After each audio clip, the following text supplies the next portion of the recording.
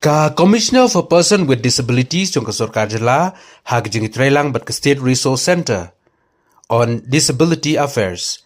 Hande kasngi kala penlong yak Empower Fest Lai Point Zero ha usosotam auditorium ban kenmau ya ka International Day of Person with Disabilities. Habakaran hakini kasngi nagalyang menteri lang ba awlaong ka Empower Fest kala sedang laisna menchwa menta kala nangkiu bat kala long kejing temu kabadon jingmot long ba kejing temu jo kejela kala pen kala ya kejing perkhat jongki na kejing ai jing rap saki hok nangta ula pen tepro bak sarkar kala itu ki lai phongut kinong sengkam kibadon ya kejing dunad khotmet bat kabad lakarsan ya ki CSC Center bala pen ya ki bru kabadon jing dunad khotmet kabadai kabad nangkong ha kathan stay lamingi Menteri lang ba ula ongru bak sarkar kanyai kersan bat yang rengkat lang bat ki.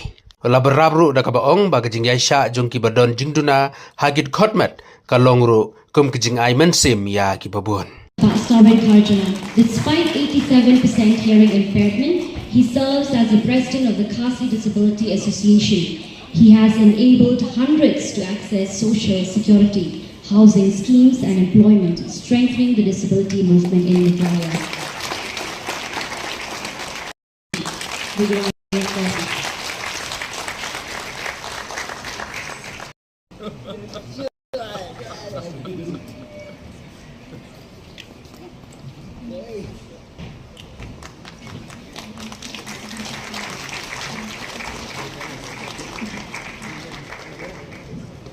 Presenting Ms. Marisha Wankar. I request Shantiang and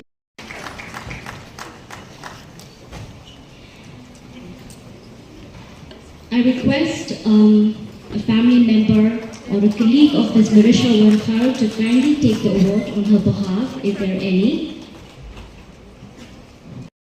The winner, Bahima Shampriya, to kindly come on stage.